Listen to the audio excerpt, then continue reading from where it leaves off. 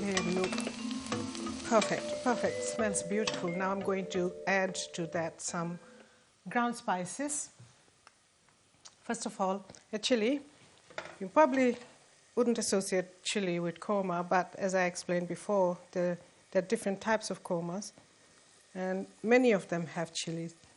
So a little bit of chili there, and about a tablespoon of ground coriander. Very important because it's mild and mellow flavor, complements all korma dishes beautifully. So give that a good mix. And the heat is now going to activate all that volatile oil in the spices, and it's beginning to smell wonderful. But please remember, always on low heat, otherwise the dry spices will burn and then your korma is gone. You'll have to throw it away and start all over again. That's lovely. I'm happy with that. Now I'm going to add the marinated chicken to that.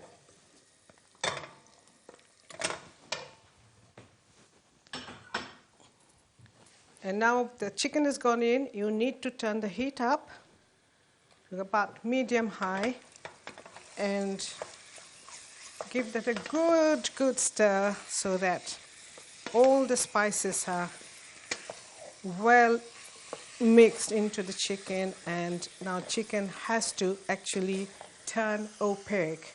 You have to lose that natural pink color.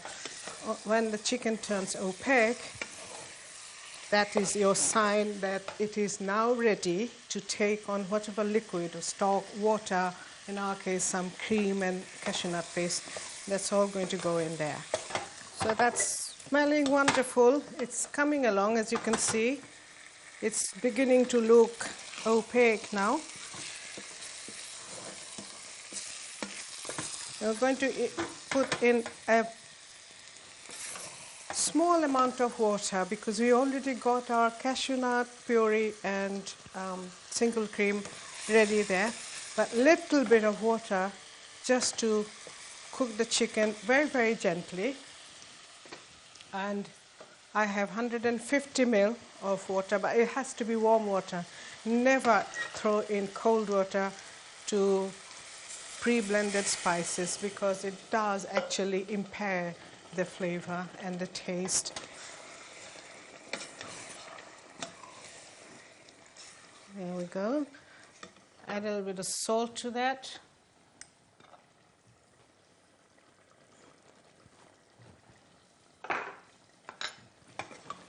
And we are now going to put the lid on and cook that for about 15 minutes before we add our cashew nut puree.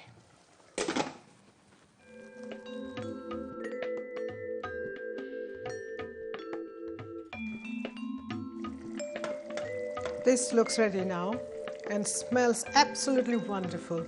Now we're going to put in the cashew nut and cream puree.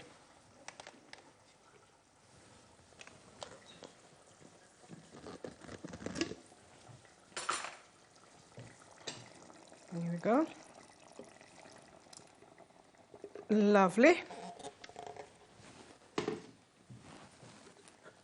Now that's going to just simmer away without a lid so that the sauce can thicken, and it can be as thick as you like. If consistency is entirely up to you. If you like it really thick, just simmer it for a bit longer, and if you like it kind of medium, then simmer it for about 5 or 6 minutes, and that will be fantastic.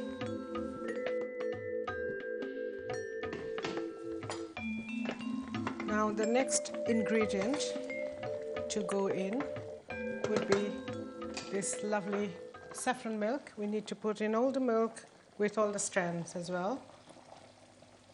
And one more ingredient, which if you don't want it, you don't have to, but it does add a wonderful flavor, is one green chili.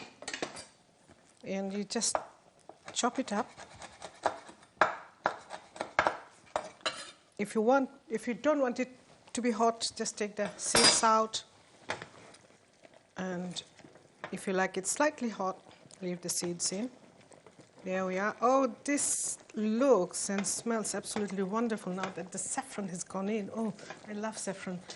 Now I'm going to turn the heat down again because I'm just reducing the sauce at the minute.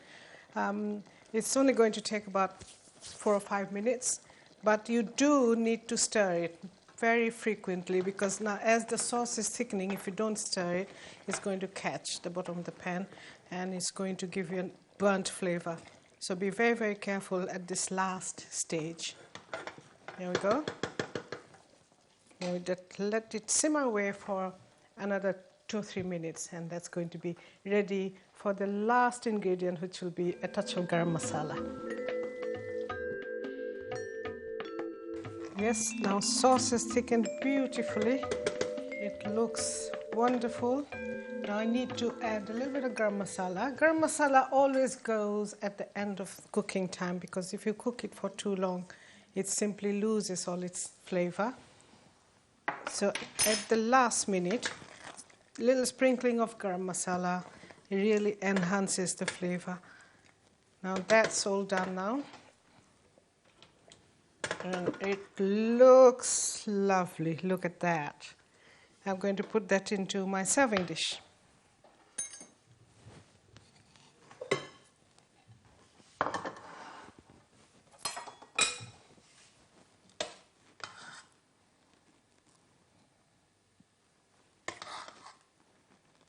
This is absolutely gorgeous with saffron rice.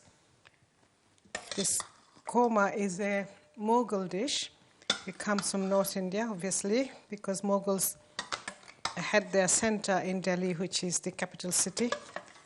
And these rich dishes with nuts and cream, they were introduced to India by the Mughal emperors who came from originally Persia into Afghanistan, then finally to North India. And their food is all rich and wonderful. There we go. This is our chicken braised in cashew nut sauce or chicken korma. Enjoy.